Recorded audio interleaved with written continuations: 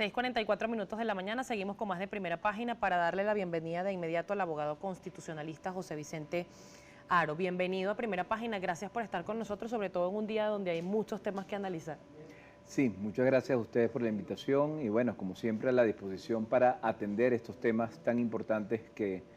preocupan y están en la agenda informativa hoy en día. Así es. El primero que quiero tocar, obviamente por ser también un poco más inmediato, la sentencia número 155 del Tribunal Supremo de Justicia. Ayer se refería y se emitió ya la sentencia y fue publicada, por supuesto, pero también el presidente Nicolás Maduro se refirió en Consejo de Ministros anoche sobre este tema, diciendo, entre otras cosas, que tenía mecanismos especiales, una suerte de habilitante especial para evitar o garantizar, en este caso, la gobernabilidad ante un supuesto o posible estado de conmoción. ¿Qué implicaciones tiene esta sentencia? Sí, bueno,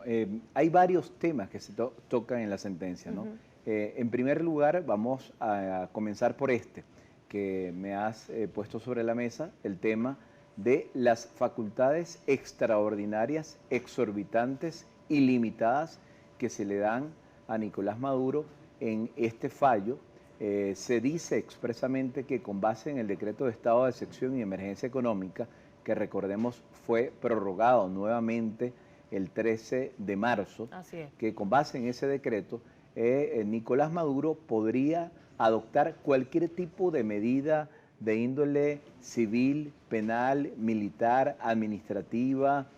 política, social, en general, cualquier tipo de medida para atender cualquier situación de conmoción, en el caso de Venezuela, incluso cualquier tipo de medida de carácter internacional para atender los supuestos ataques y las injerencias sobre Venezuela, y expresamente, y llama la atención, y es lo más grave, que dentro de ese contexto se le habilita, entre comillas, la Sala Constitucional lo habilita para reformar leyes como el Código de Justicia Militar, el Código Penal, Código Orgánico Procesal Penal, todo lo que es la ley contra la corrupción, la ley de delincuencia organizada y contra el financiamiento del terrorismo, entre otras leyes penales, lo cual no puede hacer Nicolás Maduro con el carácter del presidente de la República, aún con una decisión de la Sala Constitucional del Tribunal Supremo de Justicia, porque recordemos que nuestra Constitución establece expresamente en su artículo 203 que solamente a través de ley habilitante aprobada por la Asamblea Nacional por las 3/5 partes de los miembros es que puede habilitarse a Nicolás Maduro a dictar decretos leyes y a legislar. Ahora bien, hablando de legislación, ¿cómo queda entonces el Parlamento de Venezuela? ¿La Asamblea Nacional perdió entonces sus competencias con esta sentencia? Con esta sentencia prácticamente se le está arrebatando todas las funciones legislativas al Parlamento. Se le está diciendo a Nicolás Maduro, legisle usted, tome todas las medidas a nivel nacional e internacional usted en todo tipo de ámbito. Se menciona todo tipo de ámbito, repito, civil, penal, militar, administrativo, político, social, ambiental, etcétera, y se le habilita incluso a reformar determinadas leyes y a tomar cualquier tipo de medida para atender lo que ellos han llamado una situación de conmoción en el marco del decreto de estado de excepción y emergencia económica, que ciertamente es muy amplio y lamentablemente no establece limitaciones para lo que son las facultades que allí se atribuye el mismo Nicolás Maduro. Básicamente, ¿se pudieran tomar sentencias de manera subjetiva entonces? O sea, todo va a estar supeditado a lo que decide el presidente Nicolás Maduro.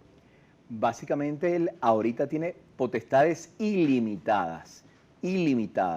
en materia legislativa, sin control y, como tú lo has dicho, de alguna manera subjetivas, donde él va a poder alterar, modificar, incidir en todo lo que es la legislación venezolana, incluyendo la legislación penal, incluyendo medidas de carácter penal, porque así se establece en esta parte de la sentencia o del fallo que estamos comentando, 155 2017. El tema de la inmunidad parlamentaria, abogado, que se habla también de que se pudiera modificar. ¿Cómo o qué medidas pudieran ejercer en tal caso entonces los diputados de la Asamblea Nacional que fueron electos además por la gente? Bueno, el tema de la inmunidad parlamentaria, con la sentencia que emitió ayer la Sala Constitucional del Tribunal Supremo de Justicia, quedó prácticamente eliminado en lo que es de facto, ¿no?, en contra de lo establecido en la Constitución, o reducido a su mínima expresión. ¿Y por qué digo esto? Porque si bien la sentencia hace referencia al artículo 200 de la Constitución, señala que en una situación de reiterado desacato que supuestamente estaría la Asamblea Nacional, la inmunidad parlamentaria no aplicaría, y en una situación de comisión de delitos o de supuestos delitos que cometieran los diputados, tampoco aplicaría la inmunidad parlamentaria. Y debo aclarar que la institución de la inmunidad parlamentaria establecida en el artículo 200 de la Constitución y 187, numeral 20 de la Constitución, ampara a los diputados en el ejercicio de sus funciones, aún en el caso de ese supuesto desacato que ha señalado la Sala Constitucional del Tribunal Supremo de Justicia, y lo ampara aún si hubiera una investigación penal por algún supuesto delito, de manera que la inmunidad parlamentaria ha quedado gravemente afectada y prácticamente desnaturalizada, eliminada o reducida, por decirlo de alguna manera, a su mínima expresión. Esta sentencia nace luego de la admisión de un recurso que fue introducido por el diputado y jefe de la fracción del Gran Polo Patriótico Héctor Rodríguez ante el Tribunal Supremo de Justicia. Hay dos escenarios claros en este momento, que ha sido la acusación por parte del Gobierno Nacional de diputados de la Asamblea Nacional que estarían incurriendo primero en traición a la patria. Y hay una situación particular con el diputado Luis Florido. Luis Florido salió del país a pesar de que su pasaporte fue anulado. Todos los parlamentarios que están acusados con este respecto y el diputado Luis Florido están en riesgo de que se les levante la inmunidad y que puedan ser juzgados penalmente precisamente en este escenario con esta sentencia. Bueno, lo lógico es que se entienda que ellos tienen inmunidad parlamentaria. Lo lógico es que se asuma que ellos poseen inmunidad parlamentaria. El problema de la decisión de la Sala Constitucional es que desconoce la inmunidad parlamentaria. Al desconocer la inmunidad parlamentaria, los deja prácticamente desprotegidos de lo que es esa garantía que le dio el voto popular, y entonces aquí estamos en una situación grave, porque es una situación en la cual la Sala Constitucional prácticamente ha dicho que entonces en ese caso, por el desacato, por la comisión de supuestos delitos, se sugiere de alguna manera la comisión del delito de traición a la patria cuando se pone en negrillas y se marca en negrillas ese alegato dentro de la narrativa de la decisión que ha emitido la Sala Constitucional, pero además se sugiere reiteradamente lo que es el tema de la jurisdicción militar, el tema de la reforma del Código de Justicia Militar que se le solicita a Nicolás Maduro, el tema de adopción de medidas de carácter militar. Esto lo que sugiere es que podemos estar en un escenario muy parecido al del diputado Gilbert Caro. Es decir, en estos momentos los diputados de la Asamblea Nacional están en un riesgo muy parecido al que ya ha corrido lamentablemente el diputado Gilbert Caro. En el caso del diputado Luis Florido, precisamente por esta situación que se ha presentado, es posible que ya se trate de buscar la manera de llevarlo a una situación de privación de libertad, de detención arbitraria, en contra de lo que es la inmunidad parlamentaria que él tiene conforme a la Constitución, y además se le pretenda juzgar, que es lo más grave, por la jurisdicción militar, por la Fiscalía Militar y a través de la actuación de funcionarios de los organismos militares. Esto es quizás el punto más grave en lo que es el aspecto de la inmunidad parlamentaria dentro del fallo, para explicarlo de manera lo más simple posible. Ahora bien, ¿qué medidas entonces pueden tomar legalmente los diputados de la Asamblea Nacional para revertir esta sentencia? Primero, yo creo que los diputados... Más allá de rechazarla. Sí, primero, más allá de rechazarla, el rechazo ya ayer se producía, pues un rechazo por parte de la Asamblea Nacional. Creo que hay una medida de orden interno que hay que necesariamente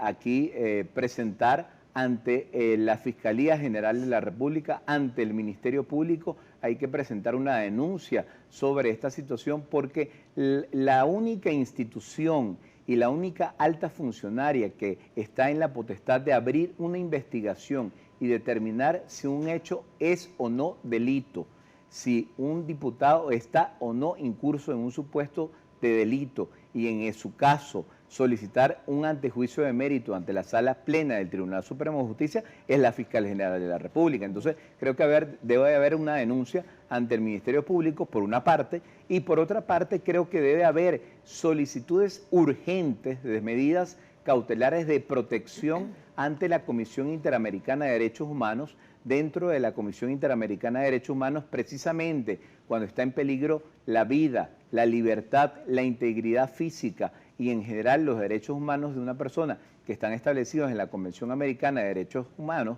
bueno, precisamente allí se establece todo un procedimiento para el otorgamiento de medidas cautelares y creo que en el caso del diputado Luis Florido y en el caso de todos los diputados de la Alternativa Democrática aplican este tipo de protecciones, además pues de los trámites que se pueden hacer ante la Comisión de Derechos Humanos del Mercosur y ante lo que es el Parlamento Latinoamericano y ante lo que es el Comité de Detenciones Arbitrarias de la ONU. Abogado, tengo que hacer una pausa comercial, pero al regreso quiero que conversemos sobre otro tema también importante que trascendió ayer, que fue esta reunión del Consejo Permanente de la OEA. Por una parte se califica como un triunfo que Luis Almagro haya logrado que se tratara el tema de Venezuela, sin embargo desde el gobierno nacional se asegura que fue el gobierno el que triunfó con esta suspensión de esta reunión ante la negativa del embajador Samuel Moncada y de otros cancilleres como Nicaragua y Bolivia que rechazaron esta propuesta. Estamos conversando con José Vicente Haro, abogado constitucionalista. Todas las preguntas que quiera hacer, @primerapágina, su Twitter, abogado. José Vicente Haro con H, José Vicente Haro, todo en mayúscula. Muy bien, allí lo tienen entonces. Su participación la repasamos al regreso, ya venimos. Nuestro compañero Luis Carlos Parada reportando cómo se encuentra nuestra ciudad capital en materia de tránsito. Nosotros seguimos acá en el estudio conversando con José Vicente Haro, abogado constitucionalista. Hay una parte de la sentencia antes de pasar al tema de la OEA, abogado, que también le solicitaba al presidente Nicolás Maduro analizar lo que era la participación en algunos organismos internacionales, incluso se cuestionaba o se dejaba a su disposición que tomara la decisión de seguir, en este caso en la Organización de Estados Americanos, que es donde se está llevando en este momento el debate. Sí, esta parte es importante resaltarlo, ¿no? Porque la Sala Constitucional del Tribunal Supremo de Justicia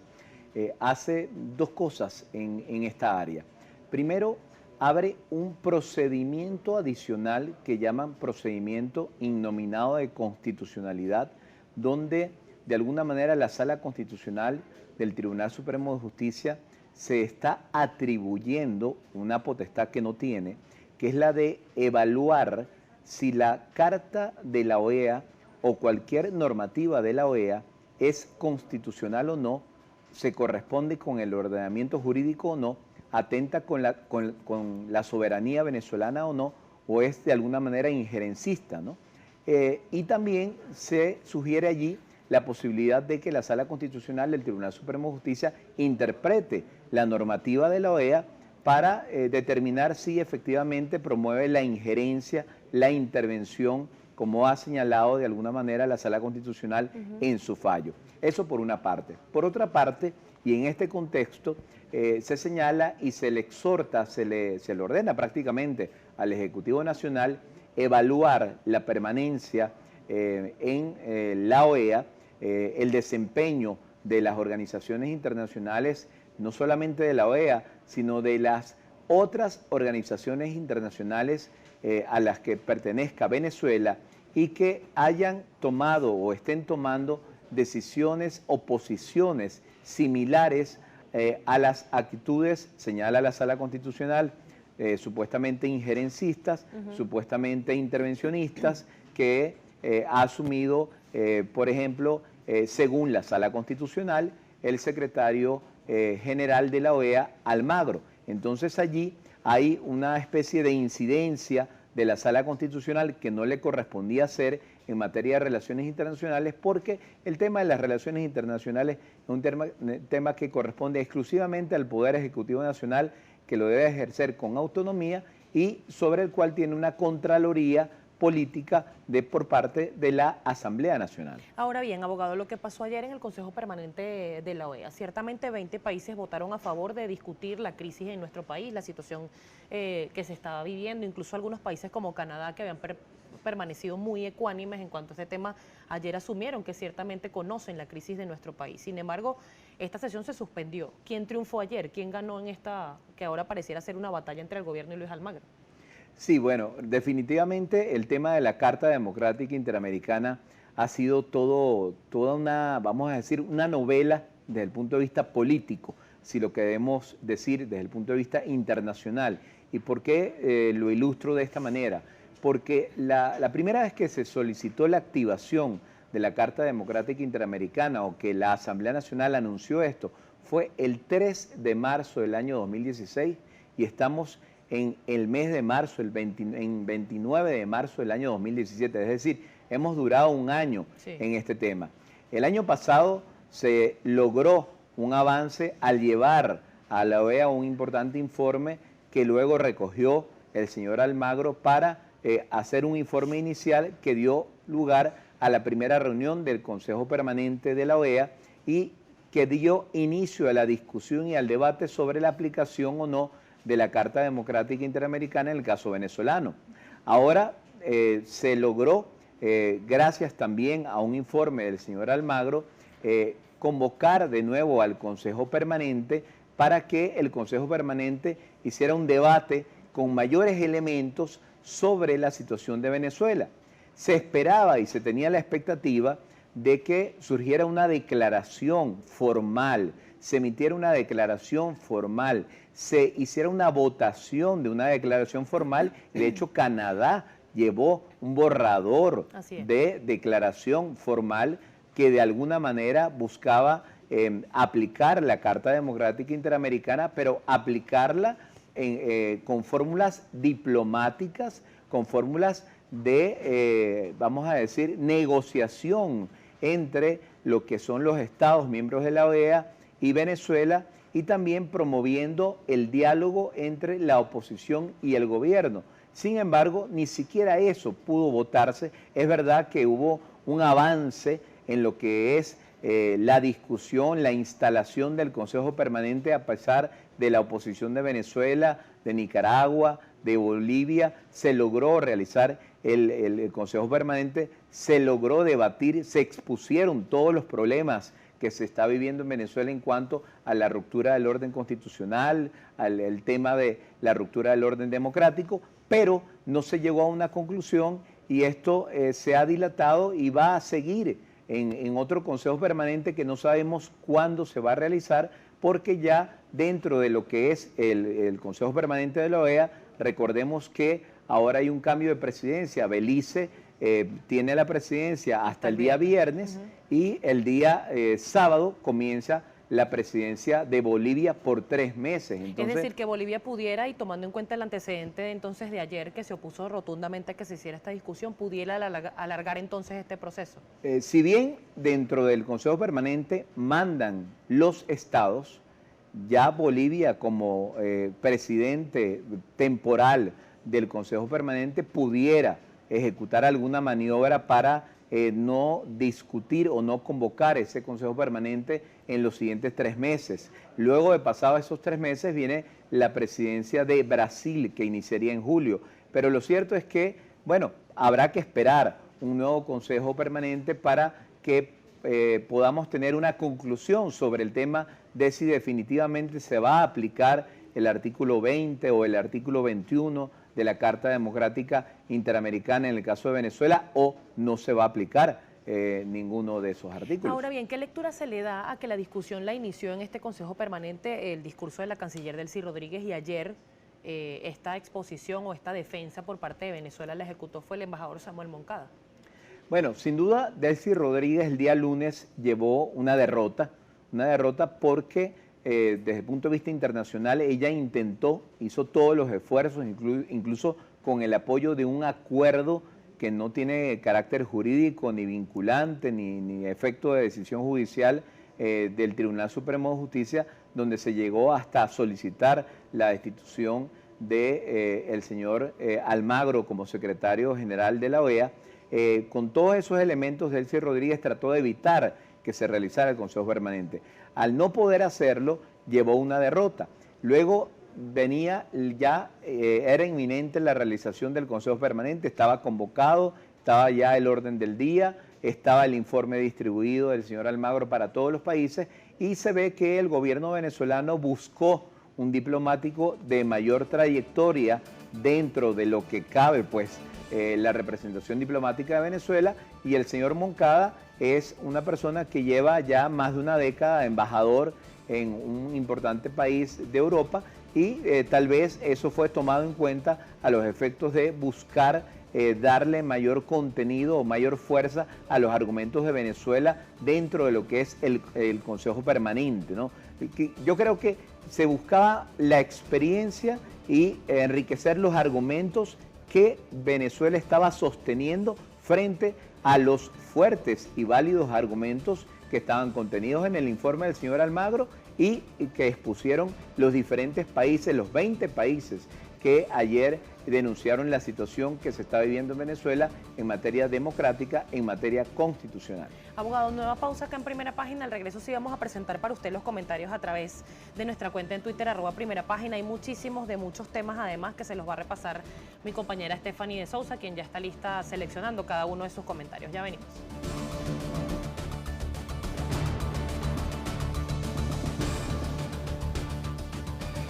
A las 7:16 estamos de vuelta con más de Primera Página y es momento de compartir las interrogantes que nos hacen llegar nuestros televidentes a través de las redes sociales para nuestro invitado de la mañana de hoy, el señor José Vicente Aro. Y vamos a comenzar con la señora Neila Guerra, quien le pregunta lo siguiente. Buen día, ¿quién puede darle freno al TCJ ante tantas medidas inconstitucionales? Bueno, definitivamente el órgano competente para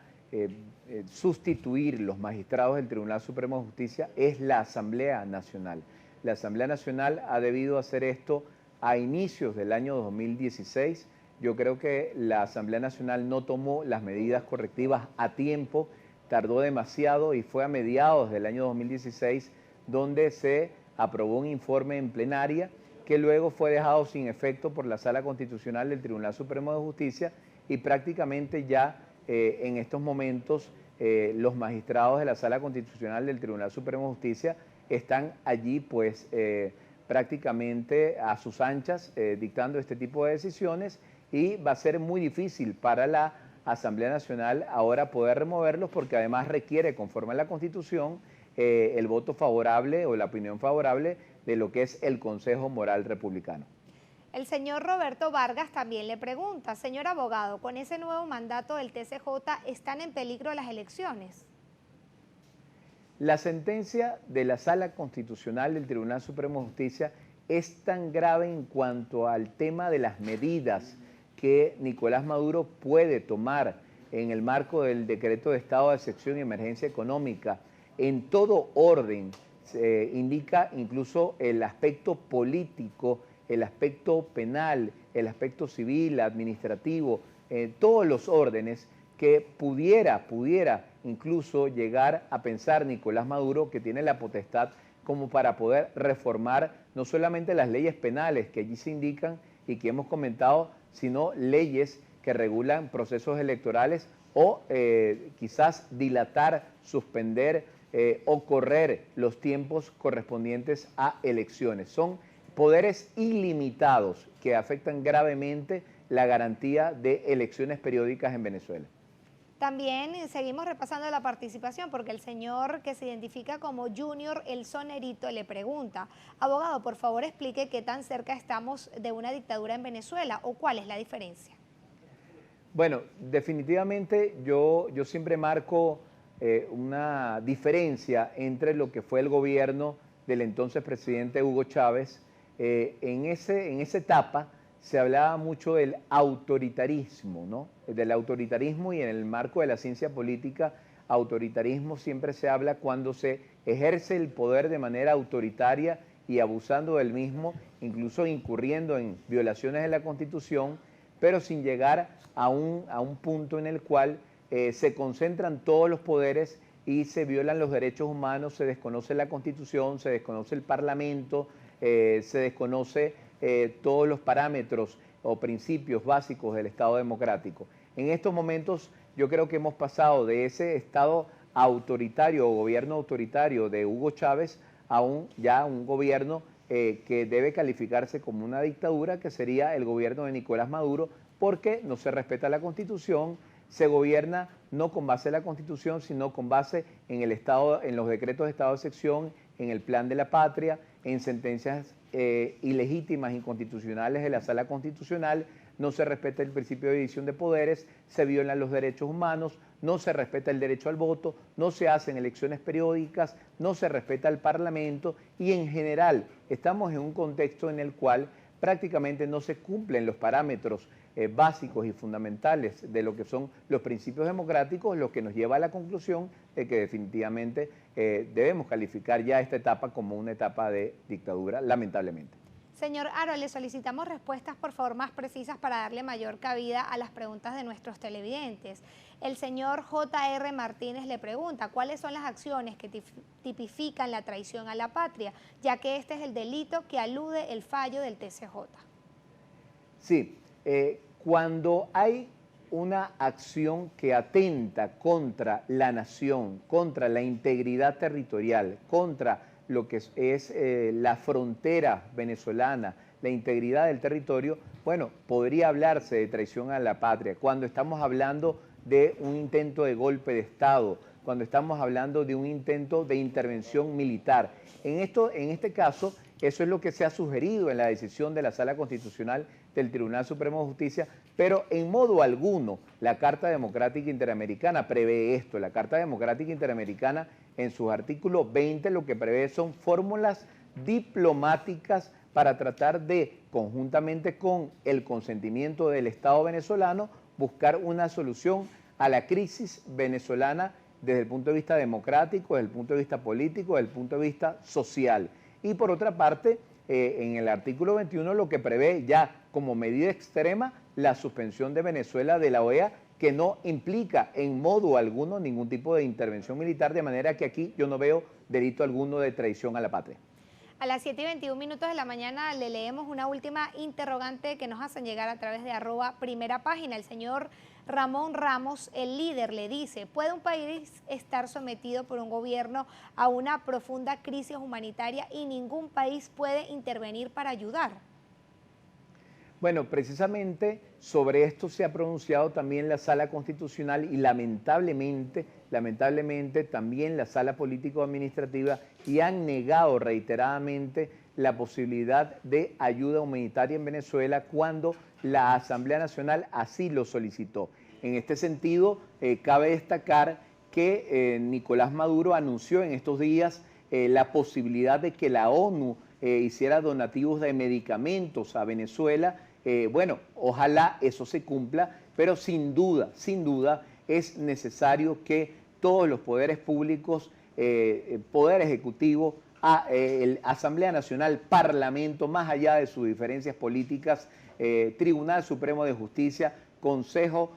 Moral Republicano, todos los órganos del Estado piensen en la situación de los venezolanos y piensen en, más allá del debate político, en solucionar la crisis humanitaria, la crisis de alimentación y de medicamentos y de salud que está viviendo Venezuela, y que acepten esa ayuda de diversos organismos internacionales que están dispuestos a ofrecerla. Abogado, brevemente, porque tengo que despedir la entrevista, su opinión sobre la no ejecución de libertades por parte del SEBIN, tomando en cuenta que ha habido denuncias que hay más de 20 presos con boleta de excarcelación y esta no se cumple. Bueno, la Constitución expresamente establece en uno de sus artículos que una vez librada boleta de excarcelación debe ponerse en libertad inmediatamente a una persona. Cualquier persona que, librada la boleta de excarcelación, siga en situación de privación de libertad, ya estamos en un supuesto de secuestro, en un supuesto de privación ilegítima de libertad. Es una de las más graves violaciones de derechos humanos y debo decir que ya Amnistía Internacional está tomando acciones en este tipo a nivel internacional y ya a nivel nacional se están canalizando acciones a nivel del Ministerio Público porque es una violación gravísima de lo que es el derecho a la libertad, porque ya la misma Constitución lo establece. Librada boleta de excarcelación, inmediatamente debe ser puesta en libertad la persona. Muchísimas gracias, abogado. Gracias a ustedes por la confianza. Estábamos conversando con José Vicente Haro, abogado constitucionalista, quien nos daba luces entonces de cómo, de todas estas informaciones que trascendieron ayer, tanto el tema del Tribunal Supremo de Justicia como el Consejo Permanente de la OEA. Son las 7:24, nos vamos contigo, información de espectáculos.